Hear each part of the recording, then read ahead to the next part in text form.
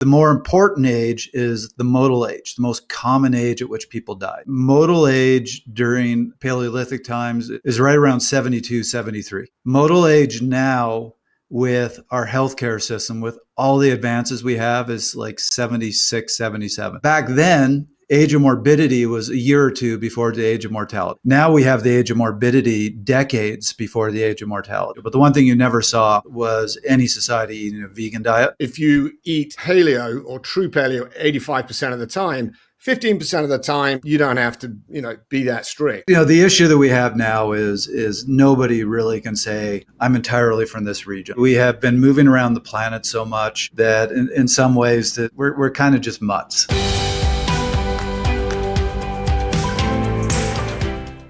Hey folks, it's Dr. ShawnBaker here. Hey, if you or someone you love is suffering from chronic disease and you're tired of just managing symptoms with potions, pills, and procedures, I want you to check out Revero.com. Our team of dedicated professionals is committed to tackling the root cause of your issue and finally getting you healthy. Hurry up, though. Our spaces are filling up very quickly. All right, well, thanks, folks. We've got with us today Dr. Mark Smith and Trevor Connor. These are the guys that have now taken over the Paleo Diet from the original, creator, Dr. Loren Cordain. Welcome. Mark and I actually go way back. We played rugby together for the Denver Barbarians many, many years ago. And I remember, I think I gave you a ride somewhere, Ty, and you were talking about eating this, you had microdosing exercise and you're eating some weird diet. And I was like, what the hell is that? And I just remembered it. I just remembered that story. I was in the pack, and Mark was, I think you were like a fullback or something. I can't remember what position you played. What did you play? I'm sure you remember. Denver, I was a fullback. I came to Denver as a fly half center at Loughborough, but I moved to fullback, and I think I should have started there. I was a better fullback. I wasn't good enough in tackling in the center, so I should have started at fullback. But yeah, gotcha. Anyway, let's just start with what happened with the paleo, because the paleo diet was really, really popular, 10, 15 years ago, I think is when, I don't know when it peaked. And then it became, a little less well known. It's got, other things came along the lines, but I guess maybe talk about the evolution of the paleo. Is it still the same as Dr. Cordain described it, or has there been more discoveries or more thoughts around there? Or what's the story on the paleo diet? Yeah, the way I always describe it to people is the paleo diet's a body of science. Shawn, I think have you ever talked to Dr. Cordain? I never have. No. Sorry about that. You'd really enjoy talking with him, but he was a scientist through and through. So basically, this came out of him just spending years and years and years reading the research, mostly out of interest, and at the end of it saying, this is just what the science shows. So it's like any science, it's constantly evolving. Mark and I get excited about reading what the new research is. We get excited when we see things that contradict a little bit what we've been saying, and we need to adjust and evolve and grow this. And Mark was saying the other day, it's the diet's still probably going to be changing in 50 years, and it's too bad that we won't be here to see that. But go ahead. Yeah. So I guess because was Dr. Cordain, was he an anthropologist or was he a nutrition science guy? What was his primary field of reference? Yeah, I should jump in here because I was being the first graduate student of his. I arrived at Colorado State in 1988, and even then he was keeping the research on paleo pretty quiet. He then was actually known for just body composition, and it wasn't until probably, I'd say, a couple of years after I'd been there that he started opening up and going, listen, because he was actually my advisor for my master's, and I didn't even do anything on nutrition, or we actually did an ergogenic aid for my master's thesis. When I look back, I find that sort of somewhat ironic. But yeah, so it was about 90, he started opening up about the research he was doing, and Trevor will sort of share with you, it literally started with a few manila envelopes on paleo nutrition. Then it expanded to a folder on dairy and legumes and grains, and then it was one drawer. Then it was a whole cabinet. And I think, Trevor, don't you have all of those filing cabinets? I've got a storage bin with 12 filing cabinets, full, like tall as me, filing cabinets filled with nothing but papers. It's hard to synthesize all that. Yeah. Yeah, so that was 88, and I think we were constantly in contact, and because I went over to do my PhD in physiology in atherosclerosis, obviously nutrition is a big part of atherosclerosis. So we were constantly talking. And then when I actually finished my doctorate, I spent probably a couple of years where we would meet once a week.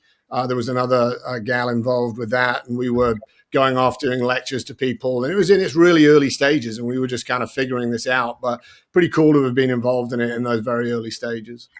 So the name of the diet, the Paleolithic diet, you assume this comes from man's dietary preferences during the Paleolithic time, whether it was upper or middle, lower Paleolithic. I know there's different, time epochs in there, but is the assumption that this is what man evolved to eat?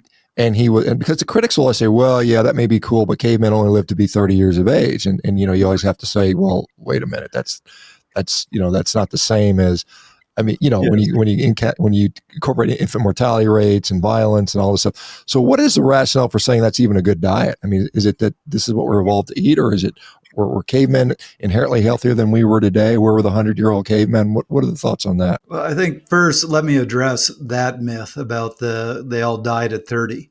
That's average age. And as you said, there was a high rate of infant mortality. You also have to consider they didn't have a hospital. You broke your leg, that was probably the end of your life. Think about all the things that we've done in our lives that back then, if we didn't have hospital systems, might have ended our lives. So yeah, you can expect there's going to be a lower average age. But the more important age is the modal age, the most common age at which people died. And modal age during Paleolithic times, it's analysis of hunter-gatherer societies, is right around 72, 73. Modal age now, with our healthcare system, with all the advances we have, is like 76, 77. It's only gone up a couple of years.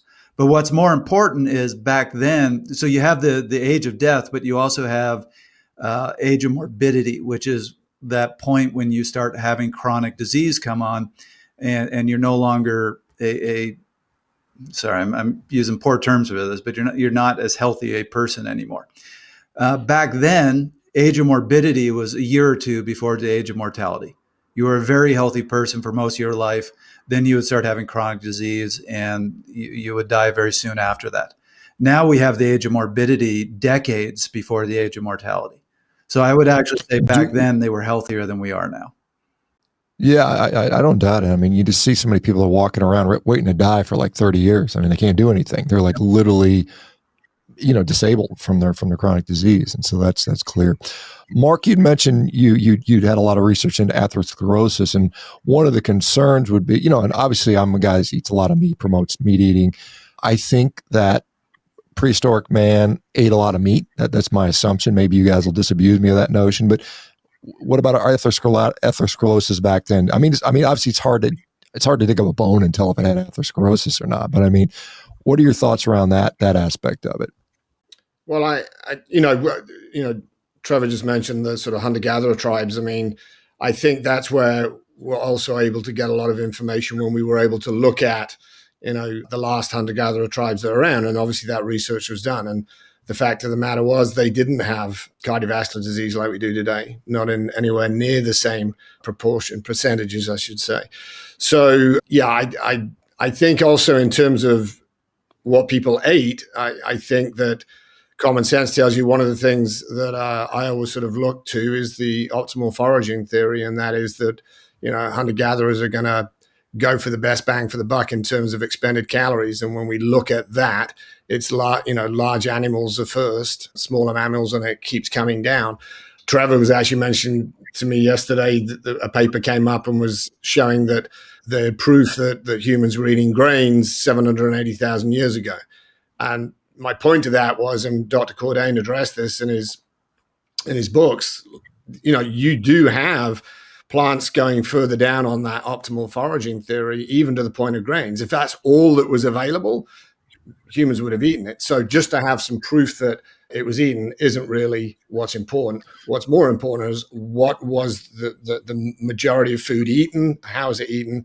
And I think then you're going to look at primarily what we advocate on the Paleo Diet, which is natural animal protein, fruits, vegetables, some nuts and seeds, no grains, no legumes, no dairy, and certainly no highly processed foods.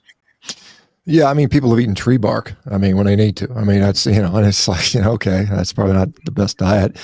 Or people eat today's modern diet, which is probably even arguably worse than tree bark in many ways. I guess one of the limitations, because we can only observe what we can actually see, and, modern hunter-gatherer tribes probably maybe didn't really live exactly like, I mean, their food selection was different. I mean, there was a time when, mega herbivores were everywhere and there weren't that many humans. And, so I think at some point, I know, if you're familiar with the work of guys like Mickey Bendor, anthropologists out of Israel, talking about, 80,000 years ago, the pressure, the prey selection became a pressure. So we have to do more of this bow and arrow stuff, and we have to change our hunting strategy rather than running up to an elephant and jabbing it in the gut with a spear. We've got to change these things. But again, when you go back 100,000 years ago, the data gets harder and harder to. There's just not much data. You're interpreting and speculating a lot more. So where does the line of like, we're reasonably certain this is this, and because of this, does the radioisotopic data inform us well, or what's the best source of saying this is what we believe we ate? Because Homo sapiens, 200,000, maybe 300,000 years old. Homo habilis, 2.8 million, whatever. How do we make sense of that somewhat vague data, I guess? I mean, you bring up a really good point. And I will tell you something that we constantly have to address is there's an article in the news saying anthropologists have discovered X, and this has completely disproved the paleo diet. And when you go and read the study, it's one site, one particular society at one particular time point. And you just can't extrapolate that to this is how they live for 1 million years around the world. As Mark said, they're going to eat whatever they can find that's edible, that's going to give them the calories that they need. So you're going to see some variety. So yeah, we can get some good information from that anthropological information. But, actually, I think one of the most important papers that Dr. Cordain wrote, I'm looking at it right now, is called Plant-Animal Subsistence Ratios and Macronutrient Energy Estimations in Worldwide Hunter-Gatherer Diets. And this is where they took actual reports of actual hunter-gatherer societies, from when Europeans first met up with them. So they'd really been untouched, and reporting on what was their diet like, what was their lifestyle like. And you saw a huge variety in that plant-animal subsistence ratio. But the one thing you never saw was any society eating a vegan diet. They all had animal at some level in their diet, and the animal ratio in their diet varied quite substantially. Certainly at the more polar regions, you saw a diet that was mostly reliant on animal food. If not, at certain periods, like during the winter, they'd have to be completely reliant on animal foods because they just couldn't find plant food. Yeah, I think was it Paranthropus boisei or Paranthropus robustus, these Nutcracker Man is one. They tried a vegan diet and they basically went extinct. I think that was the best attempt at that sort of thing. But yeah, let me just jump in there on a little bit with that, because having been involved with it for so long, and when we were first meeting with Dr. Cordain, it was literally, he was getting a lot of people reaching out and can you come do a talk, and I kind of enjoyed doing that. So I often would go out, and I actually ended up a couple of times in my life where I've gone and spoken to modern day Adventist type, where their belief is that the earth started 4,000 years ago. So you can't exactly stand up there and start talking about evolution and what our hunter-gatherer, you can talk about hunter-gatherers potentially, right? But that's where we would start the conversation. And what I would offer is just think about it in terms of nature in a very primitive setting. What are the foods you can eat without the ability to process foods? Animal protein, fruits, some vegetables, some nuts and seeds. You pretty much can't process grains, legumes, dairy. You're not going to go milk a big cow, so it wasn't until we had domestication of dairy that we included that in the diet. So just common sense would sort of tell you that a very primitive society, these are the foods that you would be eating. That's all that was really available. Then I would say, and even if that doesn't sort of sway you, we can just look to modern day. And certainly I've been doing this now since, the 1990, let's say, in terms of advising people.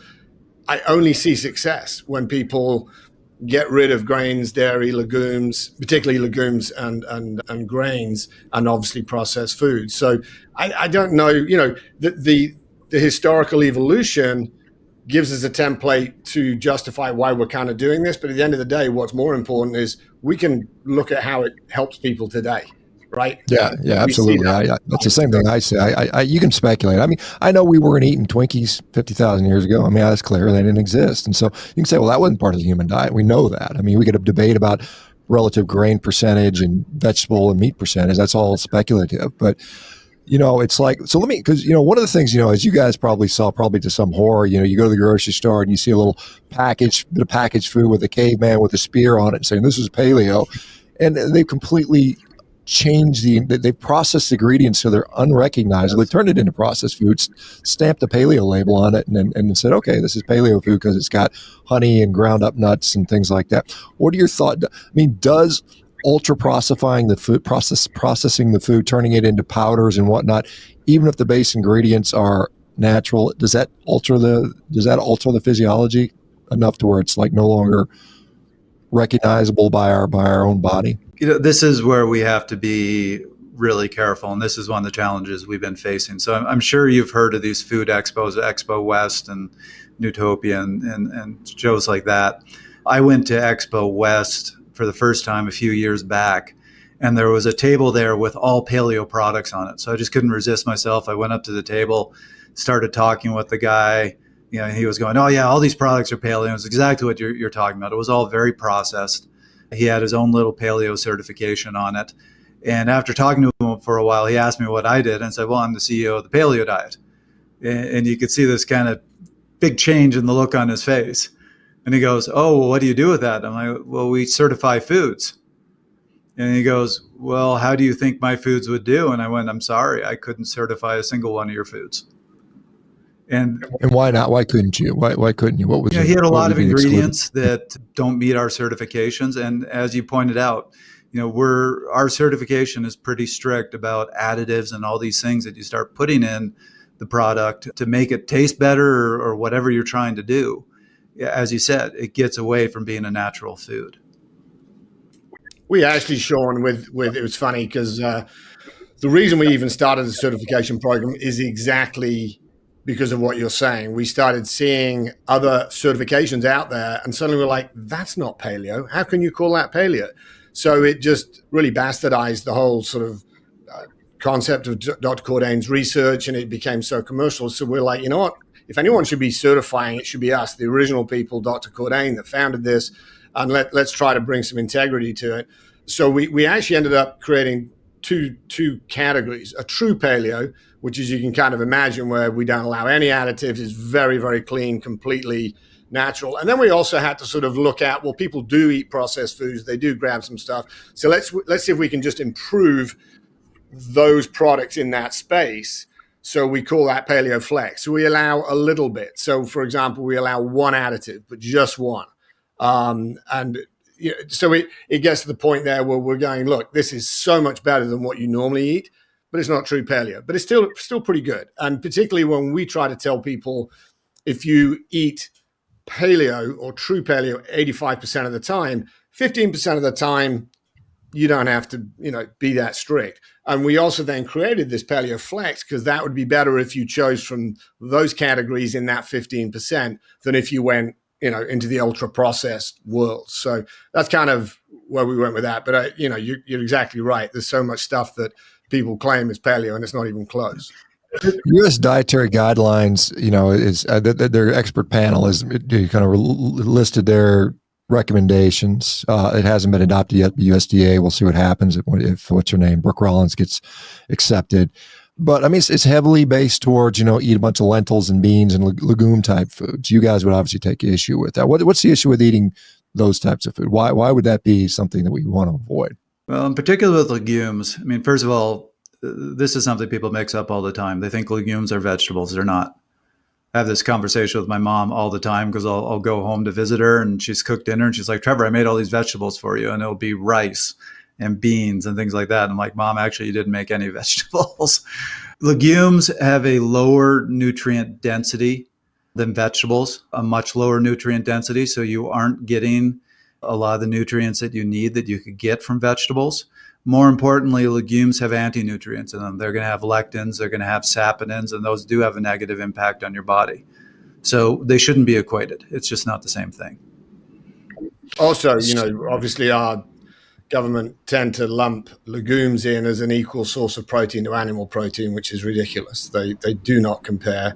And I actually wrote an article on the site comparing proteins to animal proteins. And for people that aren't familiar with it, there've been a couple of ways of looking at that, but the most recent is something called the DIAAS, which is the digestible indispensable amino acid score, and it looks at not only it looks at not only the amino acids in the food, the whole complement of amino acids, but the bioavailability of them. And when you start to look at that, all of the animal proteins are higher than any. The best, to put it in perspective on a number, I think eggs are actually the highest at 113, and then you've got all of the other animal proteins very close to that. The best plant food is chickpeas, which comes in, I think, at 73. So it's not even a comparison. And yet, in government sort of guidelines, they're going this just as, it's a good source of protein. It's not. But on that very same system you listen, the DIAS, which replaced the PDCAS, dairy protein is way up there. I mean, you can't deny the whey protein is at the top of that list. And so you guys and the Paleo Diet said, dairy is probably not part of this. What is the rationale for saying no dairy or limit? I don't know what well, tell me what your thoughts on dairy are. Do you want me to go, Trevor? Go ahead and I'll continue. So I always like to think of things like common sense. So the first thing to think of is, going back to nature, we're the only mammal on the planet that consumes milk past weaning, and we do it from another animal. What is milk for? It's for a growing calf. It contains, so it's like a lot of things, like a lot of plant foods. They'll have good stuff in them, but they'll have bad stuff in them, anti-nutrients. Animals don't have anti-nutrients, right? So with the case of dairy and certainly milk, it's meant for a growing calf. So in milk is an incredible amount of epidermal growth factor for helping the calf to grow. It also has beta-cellulin as another growth factor in it. And basically, one of the things that's really interesting with that is that in our luminal side of our gut, we have an epidermal growth factor receptor. And it's there because we also have a small amount of epidermal growth factor in our saliva. So when we swallow, it binds that receptor in our gut and helps heal the gut. Now, if you then start consuming something that you no longer really should be consuming, it's meant for a cow, and it has 5,000 times the beta-cellulin and epidermal growth factor that you would find in your own saliva. It actually ends up upregulating those receptors in the luminal side of the gut, and basically those proteins can get into the systemic system and start binding proteins on many tissues in the body. And the implication is potentially cancer. So that would be the main reason that we go no dairy. I was a big milk drinker when I was a kid and actually had a lot of issues with it, didn't realize at the time. I haven't done any dairy for a long, long time. So it's certainly not needed. And the calcium magnesium ratio is so bad in it. It's not a good source of calcium. So there are definitely some beneficial nutrients in it, but I would say the negative, puts that off to the side and is not worth to me the risk. Yeah, Mark. Yeah, I mean, obviously whey protein is one of the most probably widely selling supplements of all time, I'd say, at least in the sports world. I mean, a lot of guys are like, well, I want to get big and strong, and that makes cows big, so maybe it'll make me big as well. But I mean, I certainly don't disagree that I see a lot of people that dairy is a real problem for. And whether it's just addictive and they gain weight or it causes some sort of inflammatory response. But if you look at the literature on dairy and you say, well, dairy is inflammatory, they'll say, well, the preponderance of the evidence doesn't suggest that. And I've seen some recent studies coming out that says dairy was associated with longevity, and there's these studies that keep coming out there. And so it's kind of an interesting, what is the pro versus con of that. So given that, the data we have on Paleolithic man is certainly incomplete, given that some people live in cold places, some people live in warm places, could you construct a generic paleo diet, I guess you have, that says this is 90% of the likely food that they ate? What would the top 5 foods typically be? You want to go, Trevor? I certainly have some. Yeah, I'm going to do it by food groups and keep it really simple. And I think Mark's probably going to take it further. But When people ask me what the paleo diet is, it's seafood, vegetables, fruits, lean meats, nuts, and seeds. Those are your five main food groups. And I don't try to pick within those. I think variety is the way to go. It's not this particular food is really good for you and you just need to eat a ton of it. Everything has different nutrients. Everything has different nutrients in different ratios. So I think you do need to mix them up. So seafood, lean meats, fruits, nuts, and what was the other one? And vegetables. And vegetables. Okay. Question. And I'll let Mark on a second, but question, so some people would say that they would take issue with the lean meat aspect of it, saying that we hunted a lot of megafaunal animals that were big and we, guys like Mickey Medora would argue that they were relatively higher in fat. That's obviously from an optimal foraging standpoint when it comes to the caloric content and energy content, a very rich source of energy. Is that? Yes. Sorry, obviously later on, I misspoke there, and Mark gets on my case about that too. He doesn't like using lean meats. The reason we use lean meats is because we were making the counter arguments against feedlot meat, which is extremely unhealthy animals that are bred to be obese. And they have a very, very different fatty acid ratio to what you would find out in nature. So the idea is getting away from that. But yes, eating fatty animals, that would have been the preference during Paleolithic time. Hey folks, it's Dr. ShawnBaker here. Hey, if you or someone you love is suffering from chronic disease and you're tired of just managing symptoms with potions, pills, and procedures, I want you to check out Revero.com. Our team of dedicated professionals is committed to tackling the root cause of your issue and finally getting you healthy. Hurry up, though. Our spaces are filling up very quickly. Yeah, it seems like you look at hunting cultures, they pick out the fatter ones, and those are the ones they go for, right? So, I just want to make sure that distinction is we've tried to, especially in the earlier days, Dr. Cordain was using that term, and we've really tried to move away from using the term lean to natural. Yep. Because some animals are lean, depending upon it, some are not lean, right? So, if you just go with nature, you're going to get the right sort of fatty acid ratios and everything else. So I would just say also, Shawn, to your initial question there, having been someone that's probably from a clinical perspective in helping people have done it as much as anyone. I started recommending people to eat this way back in the very early 90s. I've never told anyone how much of each food to eat. All I've ever given them is, these are the foods you should be eating. Have at it. I've never said you should have this much protein, whatever. And they've just found their own amount. My wife doesn't eat anywhere near the amount of animal protein I eat.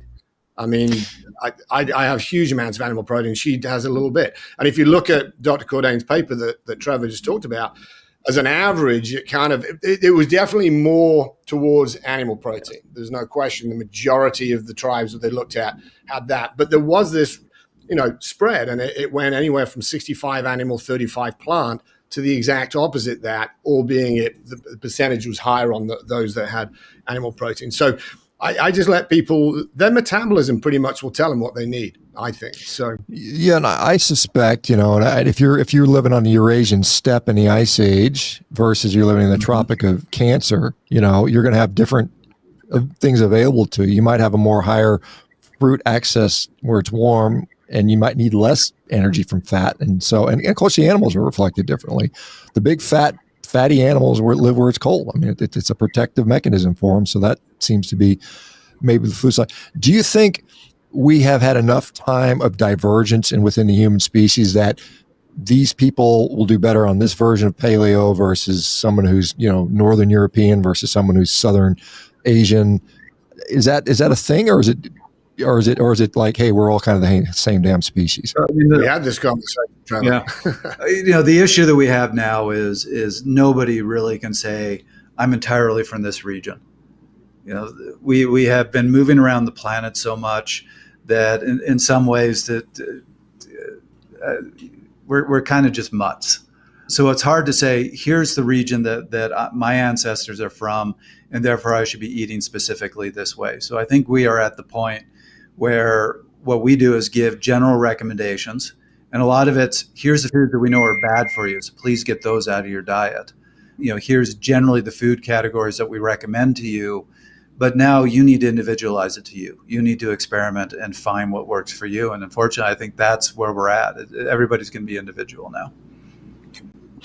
Obviously, I've been a proponent of this quote unquote carnivore diet, where it's just a bunch of meat, right? No vegetables, no fruits, none of that stuff. And it's worked wonderfully for a lot of people. But I've often said maybe the reason it works now so well is because, and they can't tolerate a little bit of vegetation or berries or whatever it might be, is because something in the modern food supply has so damaged our physiology, our gut anatomy, to the point where we just have to avoid all these things. And again, like you said, if you go to optimal foraging strategy, like you said, hey, if I can kill an elephant, man, I'm fat and happy for a while. If I got to go gather a bunch of berries, it's going to take me a lot of effort, a lot of time. I'm not going to get much return on my investment on that. So why do you think that there's something to that the modern gut, due to the this obviously obnoxious food supply, has made us less able to tolerate the paleo diet for some people? I'd love to speak to that, Shawn. I've had a few clients lately, starting with, a family member, I won't specify, but to the point where they literally couldn't leave the house. They're having to wear diapers to sort of control things. And interestingly, I know you've had a lot of success when people have, autoimmune diseases or gut issues going all animal. I've never done a carnivore recommendation, but what I have done with a lot of people is just only animal protein and fruit to potentially take out the anti-nutrients that their gut can heal. And I think once the gut is healed, I had a lady recently that went through a similar situation. She was one of my clients that I train, and she would call up many times, go, I can't leave the house today. Her gut was a mess. She had diarrhea all the time. And I said, okay, well, I think this is the way to go. And it took about a month. It completely cleaned up. And then she's like, well, can I do this? And I'm like, well, you can try it, but just only add one thing at a time so that you can see how your body reacts. And I think that's a very valuable tool to do that. Clean yourself out. Start from, it's almost like as fewer foods as you can be eating, so you can really monitor what might be problematic, and then reintroduce things one at a time. I've had a lot of success with that, and obviously you've had success with meat only. Yeah, well, and to be fair, I have a healthcare company, Revero, and we basically will put some people on a paleo diet. Or a version of. Maybe you guys might say, well, that's not, or whatever. But we understand that there's a spectrum where people thrive on from a disease mitigation standpoint. Some people need absolute minimum eliminations phase, and then you can maybe reintroduce for a lot of people. Every year, there I can't remember, it was U.S. News and Wellness, or some, the U.S. There's always like these magazines that always rank the diet, and it's always Mediterranean is number one, and blah blah blah. But paleo, keto, carnivore, whatever, all the low carb diets are always vilified. Why do you think that is? Oh boy, that's a tough one to answer. Look, I'm going to give the non-politically correct answer to this, which was the first time this review was done, paleo diet, some of these lower carbohydrate diets were actually much higher on the list. And this was at the height of that movement. And there was a lot of negative response to World News. They got a lot of emails from a lot of people saying, we just don't agree with you. And they adjusted it. And all of a sudden, those diets were down at the bottom of the list. Okay, we interviewed one of the individuals on the panel one year. Well, Trevor, you did, didn't you? And well, you Trevor, you had the conversation, so you should share that story.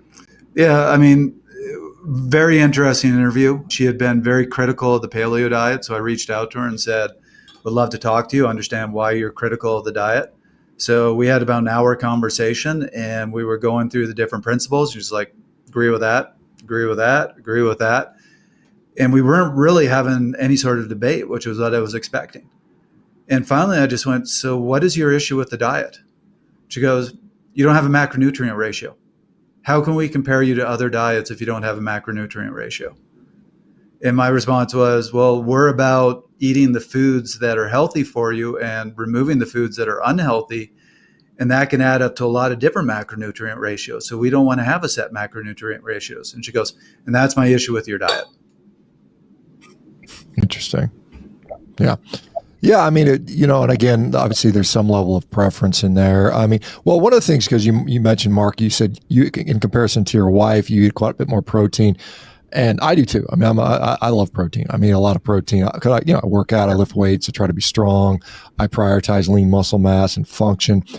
Do you think that's a primary I mean, is that the primary differentiator is in how people select the diet or feel best on a diet? Is that how you would describe that?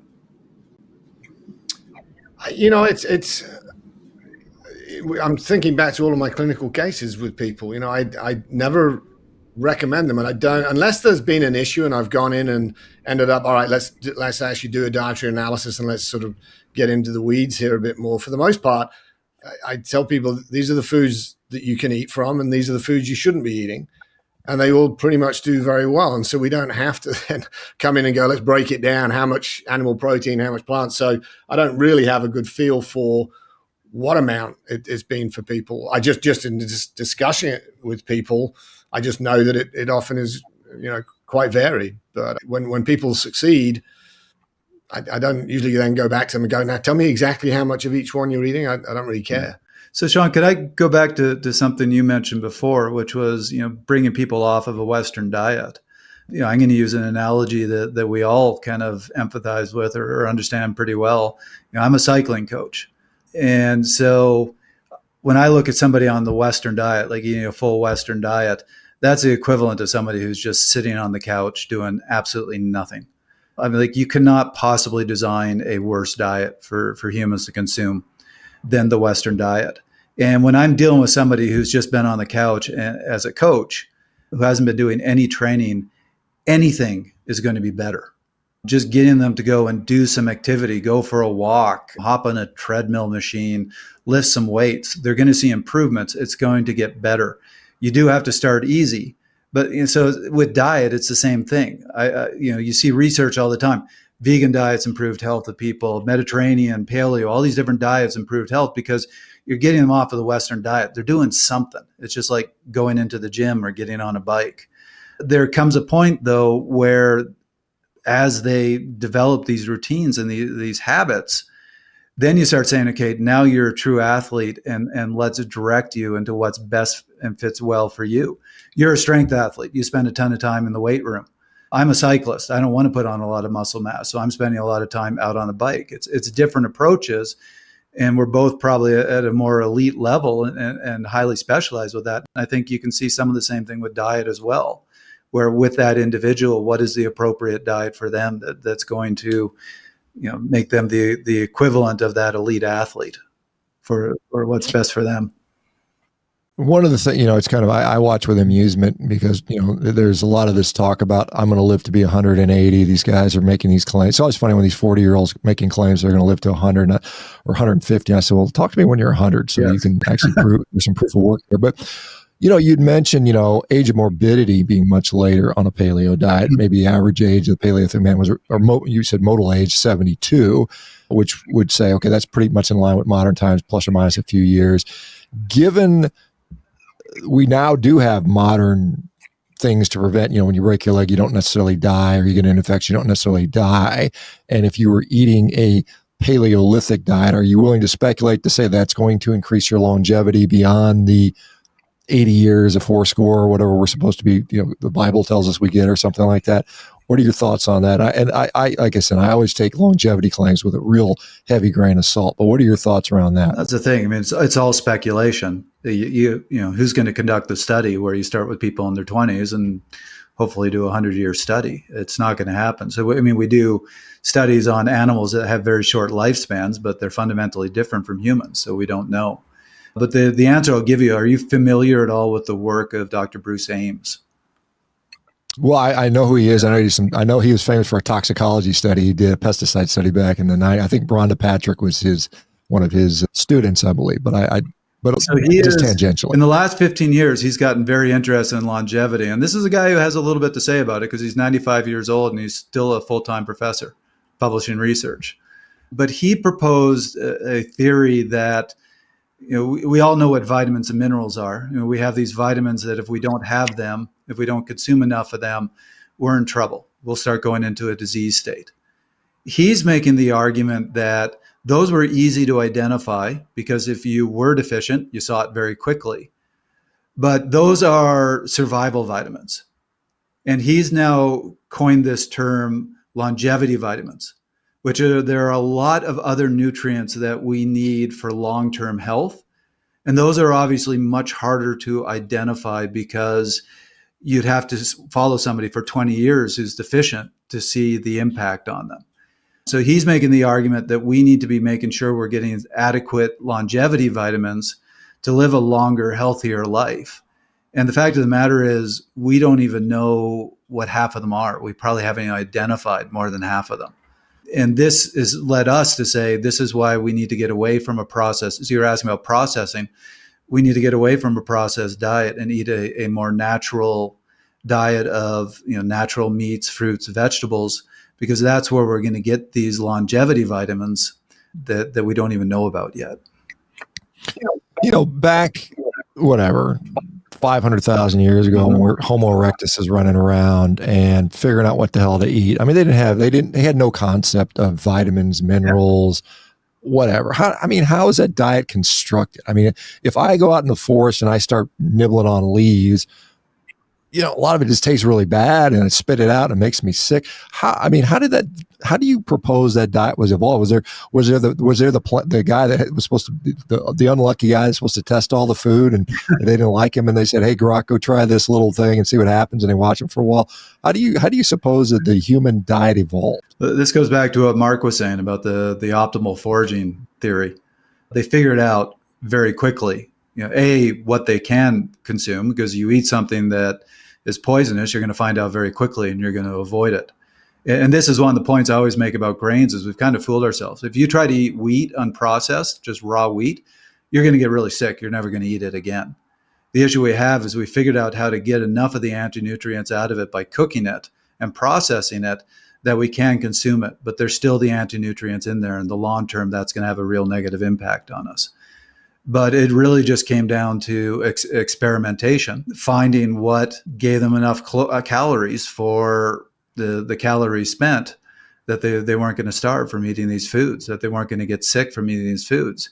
And 500,000 years ago, if they'd found a bag of Doritos, they would have eaten it. They would have loved it. It was what was available to them at the time. Yeah, I think if they found a Coca-Cola tree or a Twinkie tree, they would certainly have gone for it. I have no doubt about that. But, just like you mentioned, these longevity vitamins, it may take 20 years to figure this stuff out. There's probably, disease compounds that also take a long time to figure out. And, I would say the modern, we just had red dye number 3 excluded from the human diet for, I guess they've had data on that for 50 years. They finally said, we're not going to put that in there. But I mean, because like if I was going around and I'm like, hey, I'm going to eat this vegetable that didn't kill me acutely, but how do we know that's not causing some long-term detriment that maybe it's causing me to have, an autoimmune issue or how do you figure that stuff out? Or can you? Is it too much of an ask? No, I think that, anti-nutrients, as we always say, like plants can't run away, right? So that's why I often sort of default to animal protein and fruit. The plants want you to eat the fruit, right? Because that's how they're going to propagate. So I think with vegetables, it's a case of there are, beneficial nutrients in many of them, but there are some negatives. And I think there's a huge individualistic aspect to that based on your genetics. Some people have no problem with oxalates. Other people, it's very detrimental. So that's why I think people need to kind of do a little bit of trial and error. In terms of the longevity side of that, you might be able to eat spinach, no problem, uncooked. In the short term, you don't see any negatives in the short term. But is it affecting the longevity? Those anti-nutrients? Don't really know. I guess you could theoretically make the same argument with dairy, though. Some beneficial, some negative. What's the balance? Some people do better than others. Cooking meat. We've been cooking meat for how long? Should I be eating all my meat raw? Some people tell me I'm crazy because I don't eat just eat raw meat. What are your thoughts on that? To me, it's a pro con. If you can get very fresh, healthy meat and eat it raw, it's certainly very hard to eat it raw, but there's nothing wrong with that, and it might very well be healthier. But with most meats, you are dealing with, if you don't cook it, there could potentially be bacteria in there that you don't want to be consuming. There could be viral components in there that you don't want to be consuming. And those can have a real negative impact on you. So I look at it and go, raw meat might be slightly healthier if it doesn't have those components in it. but I'd rather cook it and not take the risk. So it's a risk assessment. The other thing, if people are listening and they buy into the evolutionary concept, and that it takes a long time for us to evolve, and adjusting to foods, we've had a pretty long time to adjust to cooking. Yeah. Right? The fire's been around for quite a long time, so it's not like with the argument with grains. We've only had those in abundance for maybe 10,000 years, which is a blip on the genetic modification. So. I would say on that we've had plenty of time to probably adapt to the meat being cooked. I think. Yeah, I mean, the compromise might be sear the steak on the outside and eat it, rare, medium rare, something like that might be the best of both worlds, perhaps, which is what I can generally do. Yeah, my compromise is don't use really high temperatures and don't overcook the meat. So I'm much bigger on the slow cook methods, because certainly when you are cooking on very high temperatures and you're getting that, sorry, why am I blanking on the term, but like if you have a steak and it gets all black on the outside.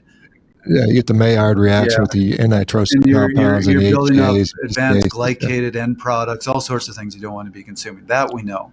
So you want to really avoid burning any of the food that you're cooking. It doesn't taste very good when you burn it either.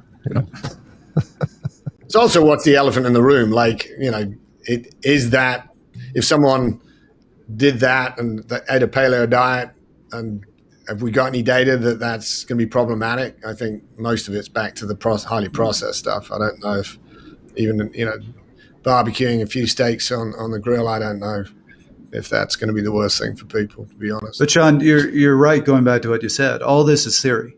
We haven't done the 100-year studies to be able to say conclusively. Plus, this is the nature of evolution. Everybody is different. We're all in a bell-shaped curve. Somewhere out there is somebody who's going to live a long, healthy life eating nothing but McDonald's. But they are way on the outside of that bell-shaped curve. And if you're that 1 in 10 million people, I wish I was you. That'd be a lot of fun. But that's not the way most of us are. So there is no one absolute perfect diet for everybody. Everybody ultimately has to modify, and it's a bit of guesswork. Let me, and we only have a few minutes left in this discussion. But Mark, and I know you and I both share, and probably I guess Trevor too, since you're cycling, exercise is part of the equation. I mean, whether it's longevity or probably more importantly, the lack of decreasing morbidity time. How do you think that impacts? I mean, is diet ultimately the most important thing that we do, or is it a confluence of a bunch of things? Or I mean, how would you rank? And again, I know this is all speculative, but I guess it's not so much for being healthy. I mean, I can say living long, I think, is all speculation, but I can improve my quality of life, my ability to function as a human being if I do X, Y, and Z, these types of things. How would you put that in there? And then when it comes to exercise, I know, Mark, you are a big fan of, at one point, you're a fan of really high intense, short bouts of exercise.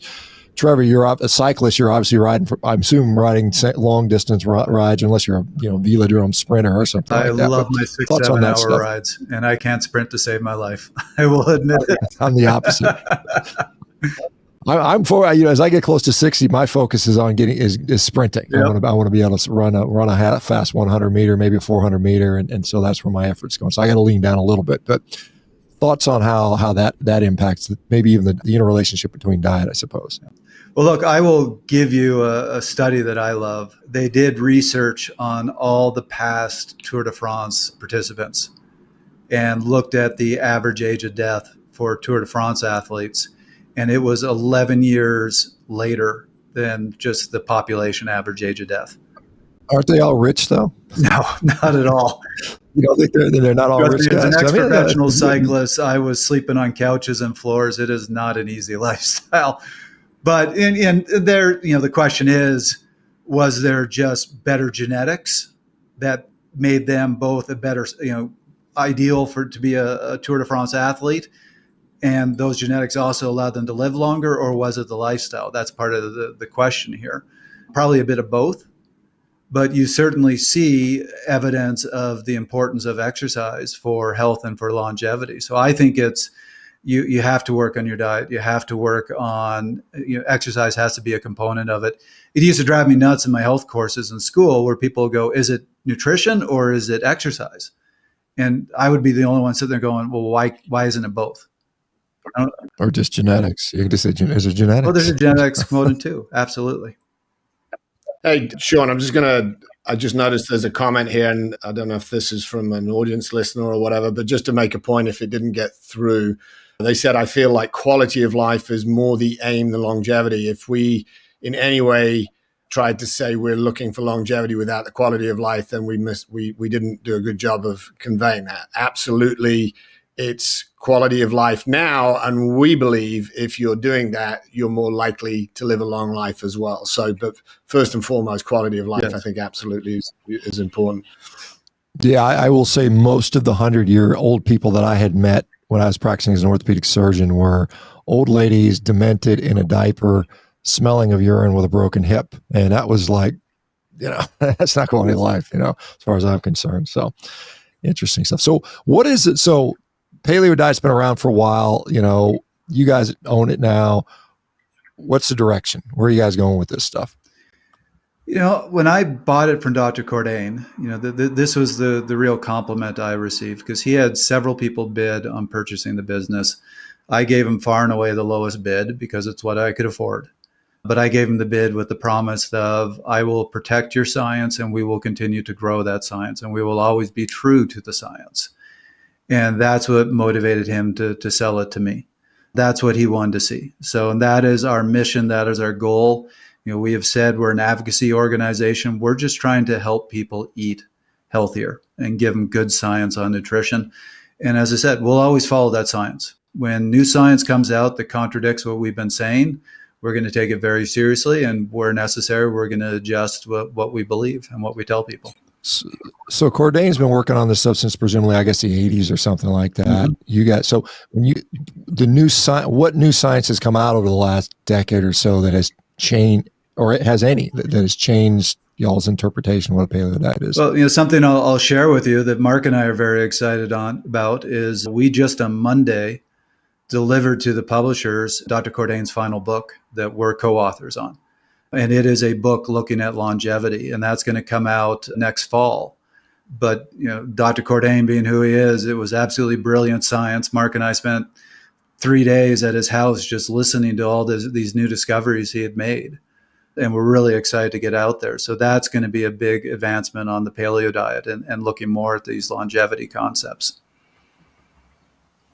Interesting. So, I mean, again, like I said, when we're trying to figure out how long did when does the Paleolithic end? Is this like 12,000, the Holocene, or when do we consider Paleo man to have ended? About 12 to 18,000 years. Would you say, Mark? Go ahead. Yeah, I was going to say it started at 10, and I think as some archaeological records have discovered a bit more, it sometimes extrapolates out a little bit more, but it's still a blip in terms of our evolutionary changes. So, whether it's even if it's 100,000 years, the advent of dairy, dairy was later than the agriculture, but even if it was 100,000 years, we've still got a lot of time where we evolved eating from that optimal foraging theory. Yeah, and so I appreciate how difficult it must be to age old skeletons. You find a skeleton, you dig up a skeleton that's 100,000 years ago, and you think, I think it lived. Looking at his teeth, looking at his bones, I think this thing is 62 years old or something like that. I mean, when you start making longevity statements based on sort of that information, I'm just wondering, how do we? And I guess it would just all come to morbidity, I guess. Yeah. We assume that somebody who's not sick and disease is going to live so longer than somebody who's not. And that's probably a safe assumption, but may not necessarily hold up all the time. Yeah, I think our goal right now is to obviously improve quality of life. I mean, it's not rocket science, right? And I think that if it makes sense that if you're in your 60s and people go, oh gosh, you look like you're in your 40s, that's probably going to continue. If you continue the lifestyle that you've been leading, you'll continue to age slowly. I think let me ask both you guys, and I suspect we all probably do the same damn thing, or pretty close to it. What do you guys do to maintain your health? I mean, because, I don't know. I know, Mark, you and I are similar age. Trevor, I guess you're a little bit younger than us, but what's going on? What do you guys both believe or independently think about what are the right things to do?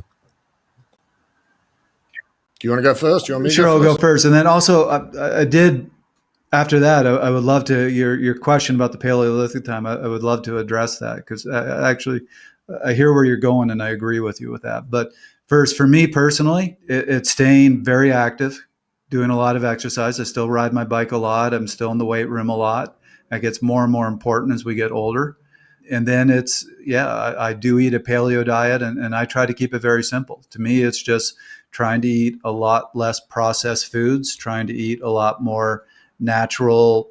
As we said, I love fish. I eat your natural meats. I eat a lot of vegetables. I eat a lot of fruit, and just keeping it very basic like that. Yeah, I mean, I think for me, I feel very fortunate in as much that I was introduced to this concept in my early 20s, and it's been my guide since then. And I turned 60 last year. And I will say for the first time, turning 60 was a time where I was like, I've been very fortunate where I feel I've been able to do very little exercise. And I don't misinterpret that. It's quality, but not a lot of volume. But I've always maintained, doing sprints, being in the weight room. So I've always done that. But if you were to look at the amount of time I spent exercising, it's not these people that are, hours and hours and hours in the gym. I'm maybe an hour a week, maybe sometimes 3 20-minute sessions, but they're pretty intense if you look at what I do in those sessions. And then, the paleo diet is my guide, but I enjoy life. I don't let it ever inhibit. If I go to a really good Italian restaurant, I probably will have some pasta, might have some gluten-free, but I'm pretty good at recognizing, I think I may have mentioned this the first time we were on our podcast, Shawn, my skin is reactionary if I eat badly. So I know how much I can push the limits on that, and I back off. And I have periods where I'm very, very strict for a period of time to kind of cleanse the body and be very strict paleo for like a month or something like that. And then I'll allow some treats coming in here and there. But for the most part, it's just having that guide and not eating the processed stuff and having, cooking from scratch, having those foods available in your house. It really isn't rocket science, is it? One thing I'll just an additional comment here is that, we are often told that a wide variety of foods is the key. Mm-hmm. And when I think about a Paleolithic, let's say you were a hunter-gatherer and you lived in an area. I mean, you probably didn't travel 1,000 miles over the course of your life. Then you might have had a region you stayed in. There probably wasn't the enormous variety that we have now today. I can go in the supermarket in Minnesota and get grapes from Chile in January, which is not realistic. And so do we need a wide variety of foods, or can we eat from a small handful of foods and thrive on that? Yeah, I think you make a good point there, that if you find foods that you feel you respond really well to and experiment with that, I don't necessarily think you have to meet every single thing that's in the grocery store. And most people don't. Most people find the foods that they like. And Shawn, I hope you don't mind, but I did want to go back to that point because I think you made a really good point. Yeah. And to use an analogy, yes, if you're looking back at Paleolithic times, that million years that we refer to with the paleo diet, we have very few sites. And as you said, just a few bones that we're basing all this off of. So if you think of it like a puzzle that we're trying to put the picture together, it's a 1,000-piece puzzle and we only have about 15 pieces. We're never going to get that full picture. And that's something I hear people criticize the paleo diet on a lot that I want to dispel. We are not saying you have to dogmatically eat the exact foods that existed back then, particularly because those foods don't even exist anymore. That's not what the diet is about, because that's simply not possible. We base most of our recommendations on current science. What we're saying, the difference that we bring is to say, right now the science is looking at how do we improve the Western diet. But we all know the Western diet's a horrible diet for us. So why we shouldn't make that the starting point? Because almost anything's going to improve the Western diet. You take somebody on a full Western diet and put them on any natural food, they're going to see health improvements. What we're saying is the starting point should be something that looks much closer to the foods we were eating when we evolved, natural foods. And then let's look at the science in that context and figure out what's best for people now. So Yeah, I mean, like if you own a zoo and you have animals and you have zebras and you want, what do I feed these zebras? You go see what are zebras eating in the wild, and let's probably try to do that, right? But we don't really have wild humans to the degree anymore. I mean, we do have some hunter gatherers that are still, but they've often been driven into kind of a subsistence existence, and I don't think they're. I mean, my assumption, and I think it's probably not a bad assumption, is that at some point early humans were in a state of sustenance. They were in a state of surplus to where they could actually evolve a brain. They had to have, you think about it, in order to go from a 300 cc chimpanzee brain to a 1500 cc Neanderthal brain, you got to have constant energy. You got to have a consistent energy supply. And I sometimes wonder if, like, because you see these Hadza in Tanzania chasing baboons around because that's all they got left. And it's like, that's probably not what they would have been eating 20,000 years ago or something like that. Yeah.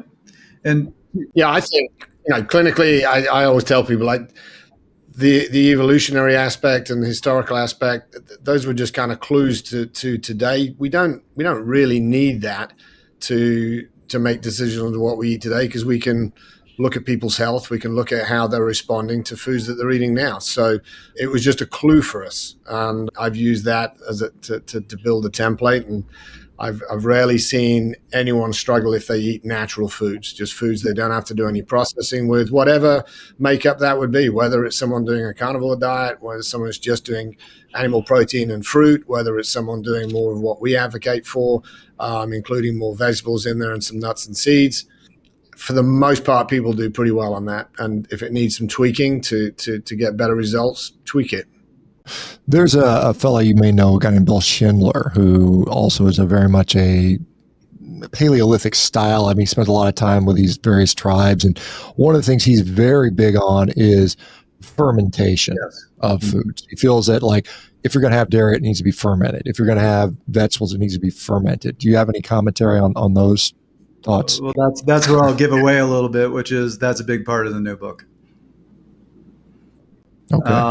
Yeah, man. So we joke, like, two of the best foods that we probably always told not to have, that have the highest menaquinone content, which are produced with fermentation, are St. Louis pork ribs, style ribs, and dark chocolate. Yep.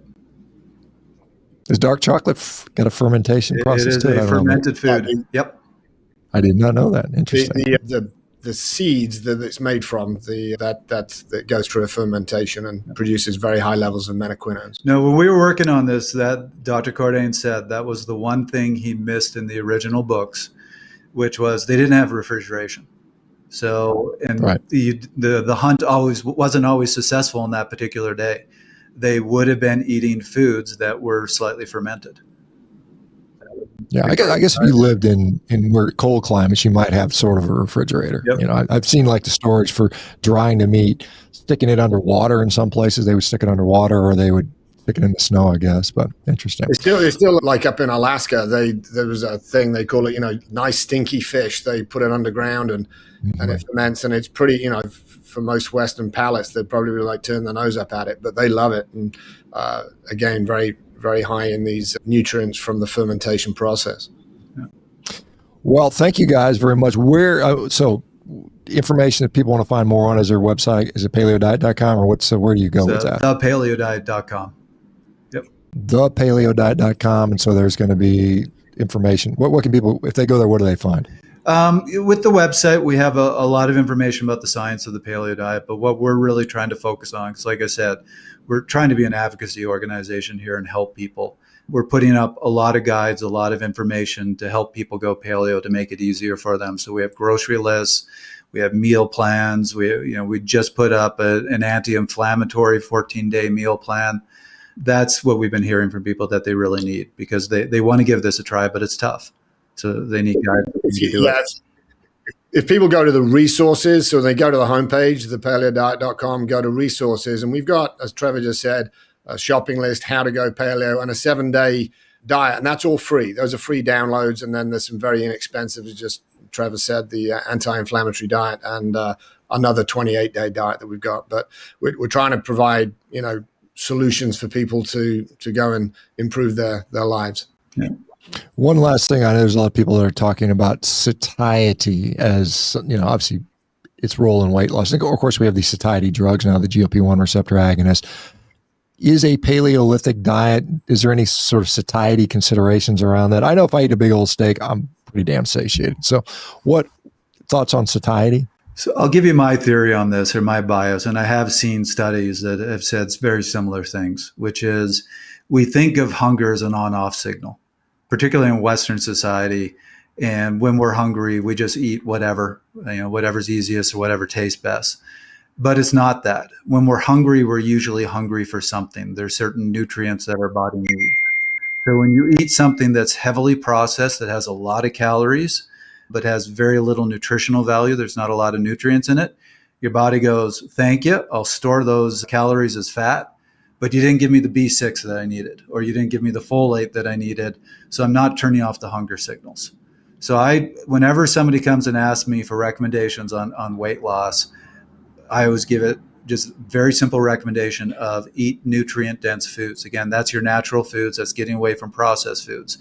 If you eat something that's very nutrient-dense, you're going to find your body's going to get satiated very quickly, and you're not going to eat nearly as many calories. Yeah, I suspect that advice would serve quite a few people for sure. So anyway, well, thank you very much, folks. Appreciate it. Mark's always good to see you again. Trevor's nice meeting you. And, pleasure. Let's do it again. Let's do it again sometime. I guess when the new book comes out, give us a shot and we'll talk about that. Okay? Yeah, that'd be good. Yeah, there was lots on here that we didn't get to, so we'd love to do it again. Awesome. Thanks, Take guys. care.